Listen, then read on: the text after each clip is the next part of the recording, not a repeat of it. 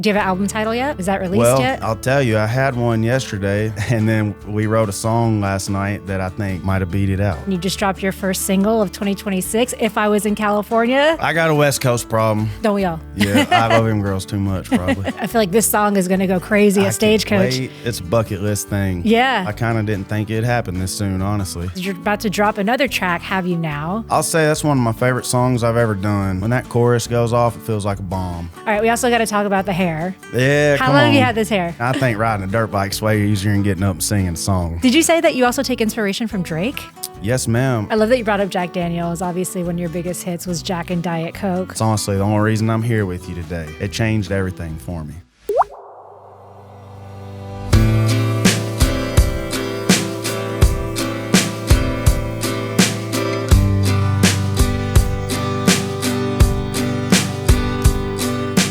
Welcome to another episode of the Spout Podcast. I'm your host, Tamara Dhia, and today we are joined by Redferrin. How you doing? Good. What about you? I'm good. In the home state of Tennessee, here in Nashville. Welcome back. Thank you. It's nice to talk to another local. I don't get that too often, so that's good stuff. I mean, I haven't been a local in many years, but Nashville's always from home. Here, it counts. Yeah, exactly. Well, I'm excited for you. I mean, I am living in California now, and you just dropped your first single of 2026, If I Was in California. I know it. Very appropriate song. I got a West Coast problem. Yeah, don't we all? Yeah, I love them girls too much, probably.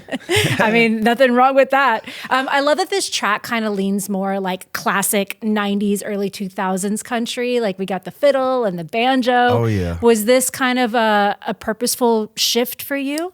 Yes, ma'am. I grew up on Alan Jackson, and I love traditional country. And when I first moved to Nashville, that was who I wanted to write with, was anybody that wrote all the old songs I loved.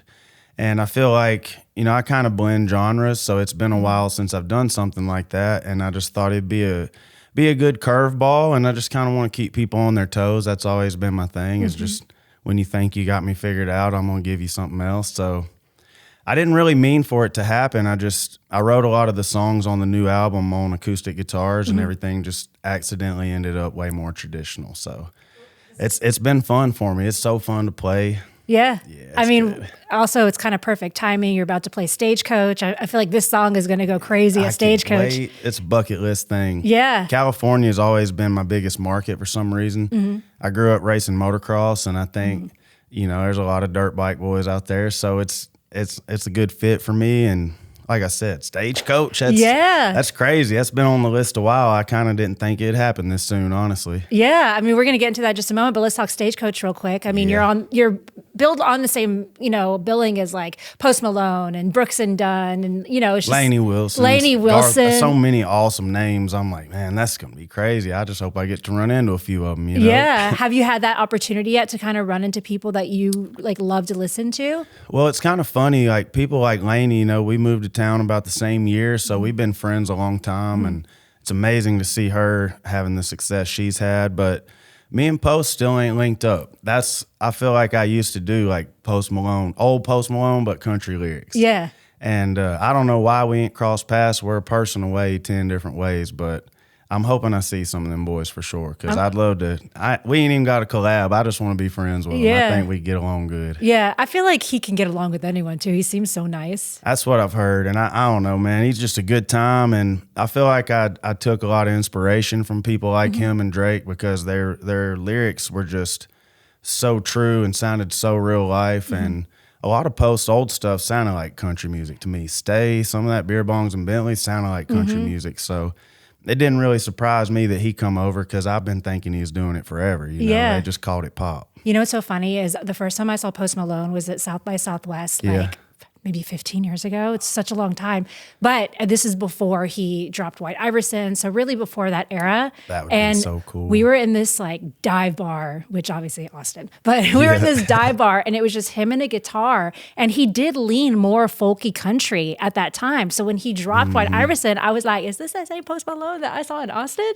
Yeah, at first, a lot of people in town were like, we don't know. Is he really country? I was like, dude, he grew up down in Texas. Like, you hear him play that guitar, he's better than half the pickers here in Nashville. Yeah. So I'm glad to see him give him the credit he deserved, because he's a legend in my book. Well, I'm going to manifest you guys kind of linking Let's up put it out there. at Come Stagecoach. on, we need it. Yeah. We're going to run into him one way or another. Did you say that you also take inspiration from Drake? Yes, ma'am. I mean, I think the big thing I draw from him is he's always been able to change it up and curveball people, kind of like if I was California for me.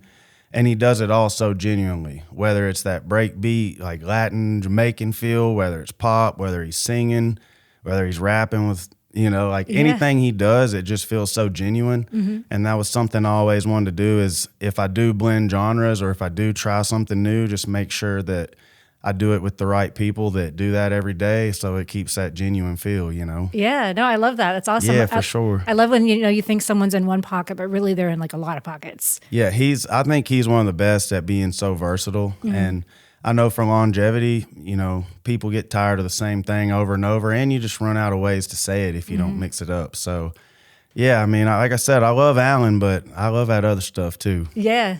Well, you also mentioned that you kind of came from the world of motocross. You were a professional dirt bike racer? Yeah, I got to do it for about 4 years. I was racing arena cross and supercross, and every time I would get a break and get on a team, I'd crash and break my arm or something and miss the season. So I never really got to do what I wanted with it, but we got to race a couple stadiums and arenas. I got to do Bridgestone twice. Oh, sick. So I can't wait to fill it up one day because that's going to be so full circle. Yeah. I can't wait. Wait, so how did you move from motocross into music?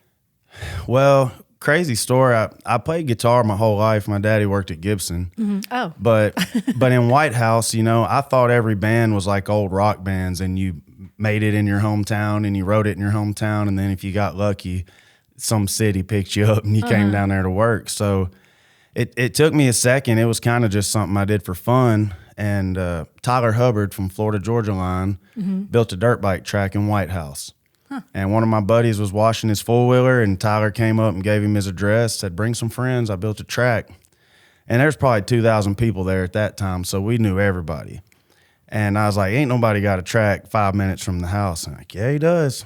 So long story short, we were dirt bike buddies a while. And then one day I told him I couldn't come ride because I was going to the studio. So I'm going to pay somebody to record me a song down in Nashville. And he's like, I respect you not telling me for a year, but why the hell did you not tell me for a year?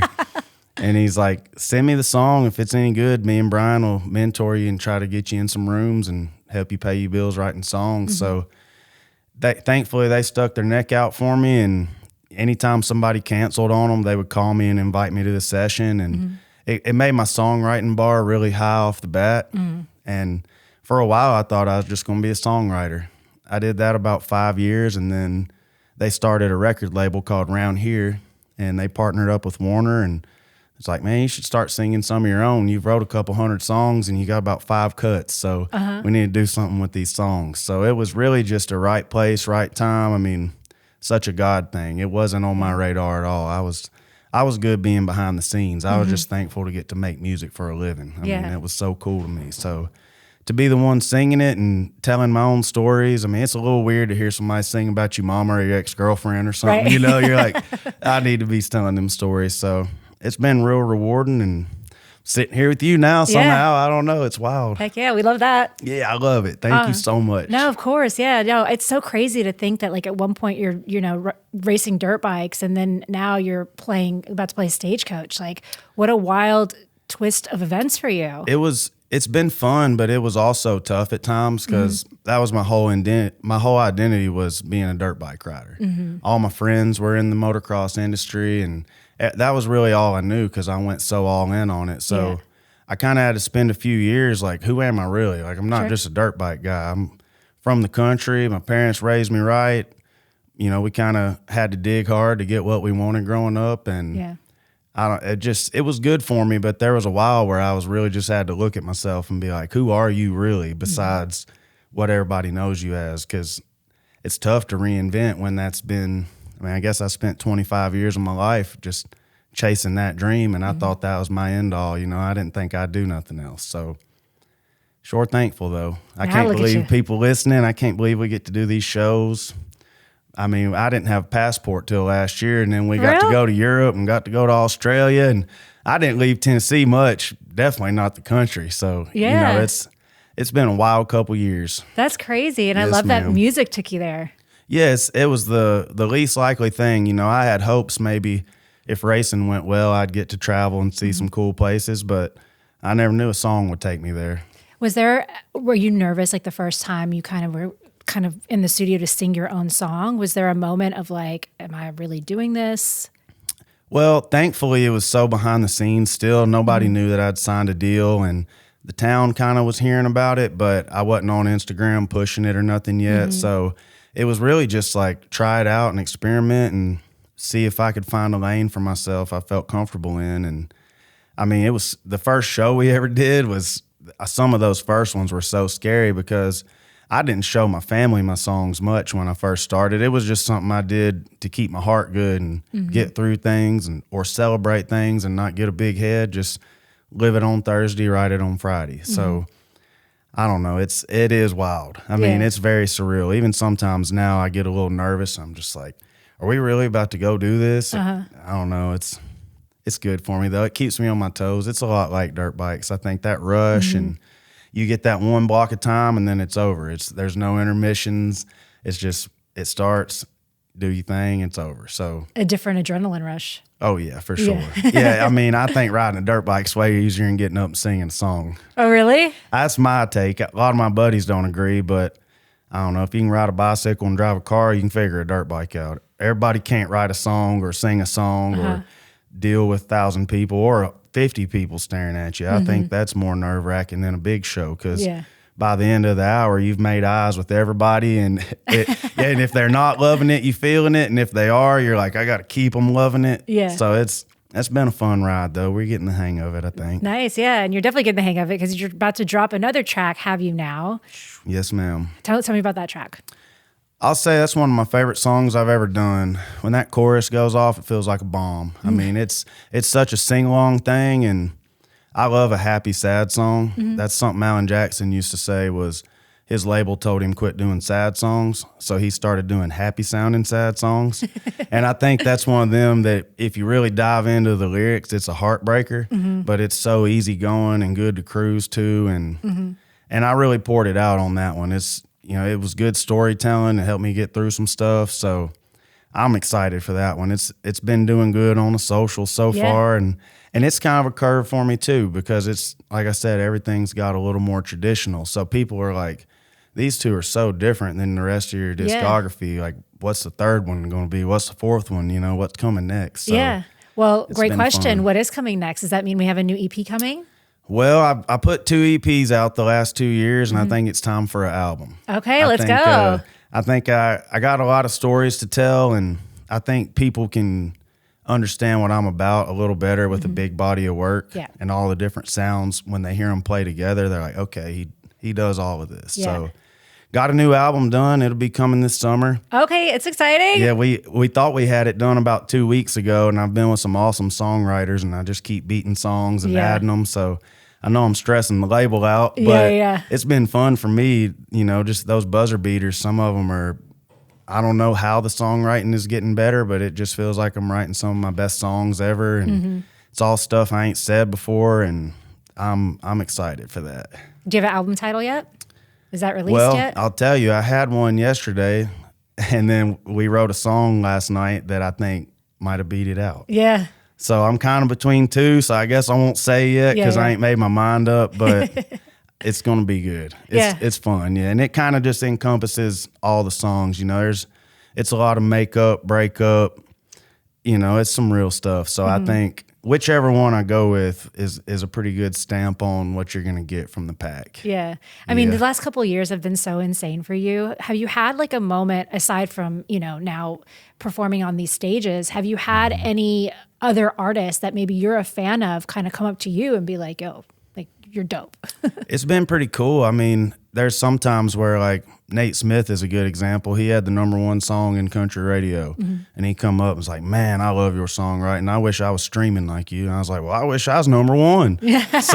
So stuff like that gives you a little bit of courage in what you're doing, because it's funny to see somebody that, you want what they got, and then they tell you like, well, you're doing good, man. Keep chasing it. Like you're doing it your own way. Yeah. Jelly Roll's been real kind. We got to do my Grand Ole Opry debut last year. Yeah, congratulations. Thank you so much. That was a bucket list night too. But he just been so encouraging, and I don't know, to see people that are winning like that believe in you and tell you you're doing good. It just sometimes I get lost in the weeds, and I can't tell. I don't know where I'm at really. I'm just trying to show up every day and do my best. But comparison, right, is a thief of joy. Ain't that the truth? But every now and then, you can't help it. And the funny thing, dirt bikes had 40 people on the gate. Radio has 40 people on the chart. So I think it's just in me naturally to want to be at the top of the list as much as I can. But I'm realizing more it ain't really about that. It's just pour your heart into the songs, and if people connect, it's gonna work. So I'm just trying to give them the realest stuff I got, and I'm an open book. I try to just tell it how it is. That way I ain't nothing's gonna ever creep up on me later. You know. Smart. When you talk to someone like Jelly Roll, do you ask him for advice? I'll say like Tyler and Brian, I still keep up with them, and I met them at the very height of FGL. So to see what it looks like if you're the biggest in the game and know how hard you got to work, I mean, they gave me advice. The biggest thing I took from them was it ain't a party. You're here for the people's party. That might be somebody's one vacation they do all year. It might, they might have spent all of their extra they had. So it ain't for you to come up here and drink and carry on, and it ain't your fun. Have fun while you do it, but you're doing it for the people. So I think that right there was good for me, because we'd work out in the morning. We'd write a song at 11. They'd go do a meet and greet, do the show. And it was just such a business, and they handled it so seriously that I'm glad that that's who I cut my teeth with, because, some people do live like rock stars a little more than the rest of us. And I think just being around good really helped me have a good, strong foundation, and just trying to lean on that. Yeah. You also mentioned that you did the Grand Ole Opry, which is, such an iconic thing, especially for someone that's from Nashville. Yes, ma'am. From Tennessee. Talk to me about that. You spent some time here. I've drove past that place 1,000 times going to Opry Mills Mall, and you see all the names flashing on there, and you're like, man, that would be cool. And then you just keep driving. Yeah. And I really didn't think it would happen this early. And to get that call, my daddy grew up going with my grandma every couple of weeks. Like, they would go see all of her favorites. And I remember he used to tell me, if you ever play the Opry, you've made it, buddy. Like, nobody can say you ain't country if you show up there, because that's the heart of country music. Yeah. So thank you, Opry, for believing in me and giving me a shot. I can't wait to come do it again, sing a few more. Was your family there? Well, my sister and all her kids came. I lost my parents both in the last 5 or 6 years. But they was there still. Yeah, they're looking down. Jack Daniels is a big supporter of mine, and they're all country as it gets. And I think I had 5 family members and 30 people from Jack. So I love that. That's my family too. Yeah. But it was really special to get to share it with everybody, and the boys I write songs with real closely got to come, and none of them had ever seen behind the scenes of it. So to get to tour it and learn the stories and see all the names that have played there before you, and stepping in that circle is one of my most nervous moments I ever had. For real? Yes, ma'am. I remember when we was rehearsing, they're like, go ahead, step in. I'm like, are you sure? Are you sure I need to do this? So I'll never forget that as long as I live. Yeah. Yes, ma'am. If that's as far as I got, I think that'd be a good thing to hang your hat on. Yeah. Well, the best thing is that you got so much more further to go. I know. I hope we come back this year. Yeah. I don't know when it'll be, but it's awesome. And it's 20 minutes from the house. Yeah. We don't get to do that often either, so you can sleep in your own bed after you do it. It's about as good as it gets. I love that you brought up Jack Daniels. Obviously, one of your biggest hits was Jack and Diet Coke. Yes, ma'am. It was such a viral song. When that kind of started blowing up, were you like, oh, snap, like it's happening? Honestly, couldn't believe it. I told you I used to write for FGL. That was the first song I wrote after their breakup and after my publishing deal ended. So that was the first song I owned. And during the songwriting thing, you couldn't really tease stuff, because if it didn't do good, people would just assume it's not a good song. It might just not have hit the algorithm. So I never really got to share stuff, anything besides like, this one's coming out, here you go. And I remember I did a little video in my living room, and I told my buddies, I'm deleting this in the morning. I ain't this showy guy. This is weird to me. And then I woke up and it had about 250,000 views, and everything else would get 200 or 300 before that. So I was like, I don't know what's different about this one, but I'm going to chase it like hell. Yeah. And I mean, my label told me I was in 28th place out of 30. You better figure it out. And that was just such a God thing. It was just, I felt so lucky and thankful to have that song. And we weren't expecting to put it out because I wrote it just a couple days before.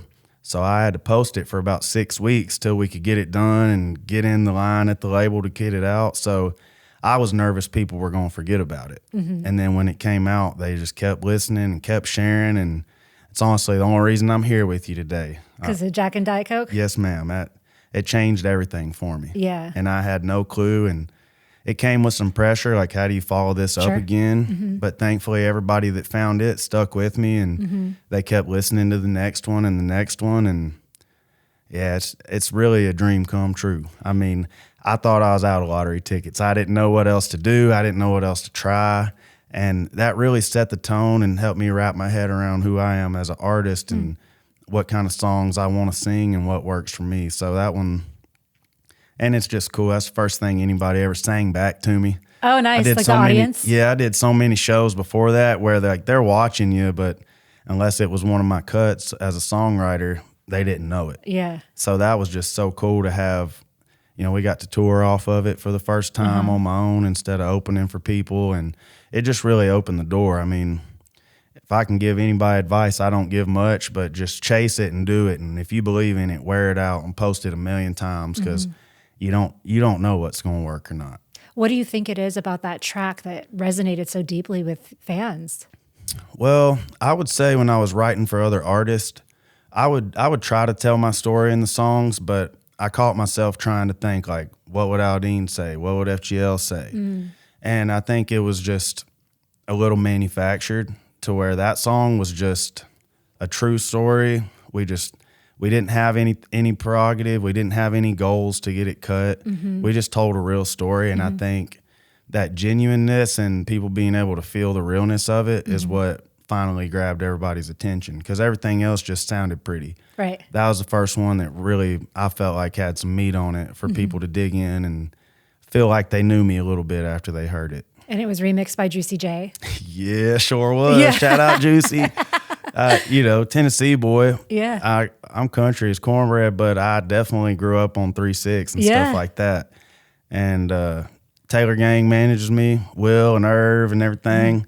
I got to know Juicy well, and that was a bucket list thing. I mean, I never would have thought I'd have 3-6 drums on a song of mine and have them all them ad libs and stuff. That was a bucket list one for me too, just because it was such a different thing. I didn't know if he would enjoy it or whatever. Like I have little rappy flows, but it was country. And he was like, yo, bro, I got you. Send me the files. I love that. So when I was first touring, like I said, nobody knew anything of mine. So I'd do Jack and Coke, then I'd do a couple cuts, and then we'd do an encore and play Juicy J version.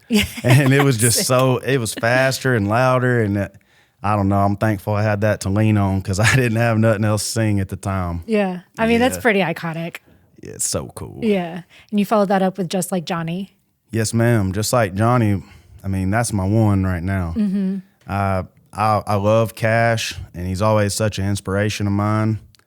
But I knew, a Folsom Prison type, like a song like his wasn't going to work for me. He already did it as good as it's going to be done. Right. But I had to show him a little love, and I feel like, his story, he was kind of a hellraiser, but he had a big heart, and he got the girl in the end, and he figured it out. And I think that's a pretty good role model for me because that's, I'm a dirt bike boy. I like fast stuff and loud music, but that songwriting, I just tried to make sure that the words were as traditional as I could be. And I don't know why it resonated like it did. The label didn't want it on my project. Really? And I fought like hell for it. And for a while, it was my lowest streaming song on Old Number 7. And then people started just finding it and posting it and sharing it. And then before you knew it, that was the one. So that was my first song on country radio. And I mean, that song's been a lot of firsts for me, but thank you, Mr. Johnny, for the inspo. Cause that and Jack, that's really the only reason I'm here. Yeah. And I love that it was kind of organic in the way that people found it and that you fought for it. Yeah. I don't know why I believed in it so much, but I just thought it was always one of my favorite songs that I'd written. And we had one fall off the project that we couldn't get done in time, and I just happened to have it ready. So they're like, well, okay, let's try it. And I'm so glad that's the one. I'm so glad I could win with it because it kind of got me a little bit of freedom creatively to just like, hey, we don't know you as good as you know you. Yep. So if you believe in it, we're behind it. Yeah. And it got the label behind me, and like I said, it got people showing up, and I have a blast singing that because it's kind of rocking. And you know, I'm surprised that's what went off for me in the country market was one slamming like that, but it's a blessing to be able to sing it every night. It's also a testament to your musical instincts, you know? Well, thank you for saying. I mean, I always tell everybody I don't know much. I just know what I like. So I think if me and my buddies like to ride around and listen to it, then that's good enough for me. I hope somebody else does, but I've quit trying to write what I think will get a reaction and just write what makes me the happiest, what I want to listen to 30 times in traffic. You know, if I like it, surely I'm not the only one with these ears. Somebody else will gravitate towards it too. So, is it true that you wrote Miss Summer for Morgan Wallen? Yes, ma'am. We were going to pitch it to him because he's been a buddy of mine for probably 10 years now, and you know he was popping off. I was like, this would be a cool cut. And then for some reason, when it came time for him to do his album, they didn't end up recording it. So I did it myself, and like I said, it's kind of funny to hear people sing about your own life. So I'm glad he passed up on it, but it's a cool story behind it anyways, you know? Yeah. I mean, Morgan Wallen obviously has had an incredible career. That must be fun as his friend to like kind of see that rise. And now you're kind of hitting that journey as well. Super fun. When I met him, he was opening up it was him, Dan and Shay FGL. And that was my running buddy all summer. They had a songwriting bus that they brought out, and they'd bring 10 writers every week to write. And that's how I got to know him and Dan and Shay. And I made so many good friends those first years that were real important for me just to, you know, I got to see FGL at the top, but to see somebody working towards it and what that road looked like for him, that was eye-opening for me as to, you know, what's ahead if it works. So it's awesome to see him winning. And, you know, we're both Tennessee boys. We got that same draw. People compare us sometimes. I can't wait to do a song with him because then they'll hear the difference and they'll hear the similarities, you know. So that'll come in time, I think. Yeah. I mean, shoot, you have an album coming out. I don't know. Maybe they could. I got spots. Morgie, holler at me, dog. Let me know, dude. You know, we were talking about Stagecoach. What can fans expect when they see you at Stagecoach? Because the beautiful thing about a place like that is that there's so much talent there that has yet been discovered. Yes, so ma'am. if someone's kind of walking the field and they hear maybe you're on stage, like what can they expect from your set? Well, they're going to hear me for sure. It's a loud set. I mean, we get a little rowdy. I always got me some jack up air, and you know, there's a lot of heartbreakers and there is some slower stuff, but for the most part, I've always written tempo songs. So I think if you're wanting to dance and get loose, you're going to hear it through the crowd, and hopefully you'll come check me out. I mean, we have a good time. We pour our heart out up there, but I try to make sure it's a good time too, more than just everybody sad together, you know? All right, we also got to talk about the hair. Yeah, How long have you had this hair? Well, when I was racing, I had real long hair. I mean, way too long hair. And one day at Tyler's track, I lost a bet to him. I don't even remember what the bet was, but I know that if he won, he got to cut my hair however he wanted. So he cut it from here to my shoulders, and it was the most ugly mullet I ever had. So I rocked that for a couple months, and then I found me a good barber, and I've had him about 5 years. He's the only one that touches it. Yeah. But, you know, I've always been a long hair boy, so it's not too different, but I don't know, it sticks, and that's kind of the glasses and the hair is what everybody knows me by. You know what I mean? If I take them off and wear a ball cap, I can blend in, but it kind of just stuck. So I reckon I'll be this way till I'm old. I don't know. Yeah. Was that upsetting for you when he cut your hair that much? Well, it was kind of like I'd say like a safety blanket. I don't know. I just had it so long and I was so used to it. And it's like, dang, I can't believe I got to do this. But that was my dog and I gave him my word. Yeah. So I let him do it. And honestly, I'm glad because you know, it would have been a funny look doing what I'm doing now with the hair I used to have. So I think I've grew into the mullet pretty good. Yeah, no, it works for you. I had one when I was a kid. Did you? Growing up, I had a long mullet, and then when I went to school, my mom took me and got it chopped off. She said, we got to clean you up. Yeah. So I'm glad that it's back. Yeah, now, you rock it. Yes, ma'am. What does the next few years look like for you? Oh man, hoping and dreaming. I mean, we've got to play some really cool places with other artists, and I think that's just made me point towards hoping I can do them myself. I mean, Bridgestone Arena here in town would be awesome to play one day. I mean, we're going to tour real hard after this album, and hopefully a few of these songs take off like Johnny and Jack, and gives me room to keep growing and running. Every show I'm like, however many people, if there's 100, I'm like, hey, y'all bring 3 friends next time. It'll be 300 next time. And I'm just hoping to see it keep growing, and I just hope the songs really keep resonating with people, because I pour my heart into them. I mean, some people are critical and they think you're just doing stuff for trends, but everything in them, I mean, I pour it into them songs. So I think more than anything, I just hope to see people keep enjoying it and keep showing up. Look, as long as you stay the way you are, stay authentic, you're just going to keep on shooting up. Thank you. That's another thing people told me, is you can be you forever. An act has an expiration date. Ain't that the truth? So I still wear my Carhartt. I still wear my camo. I mean, I ain't changed much. And I felt like when I first started, I was trying to dress it up too much, and people saw right through it. And once I just strip it back down to who I really was, everybody starts messing with you a little more. So I can be me forever. Yeah. Yes, well, ma'am. I'm excited to hear your album, which hopefully is dropping this summer. Yeah, we'll get you a leak. We'll send it to you before it comes out. I'll be ready. We'll come talk about it again. I love it. Yeah. Well, hopefully I'll see you at Stagecoach. Yes, ma'am. We're going to be there all week. Like I told you, I'm trying to make some friends and see some old ones. So besides the day I play, I'm going to try to stick around and go be a fan a little bit. Nice. And I take notes too. It's good to see what people drink beer to and what they buy beer to. You know, you don't want to write the ones they leave. You want to write the ones they stay to. Smart, So it'll be a fun week for me. Love me some California, so it's gonna be good. Well, California will be there waiting for you. Let's go. All right. Nice talking to you. Thank you so much. You're welcome.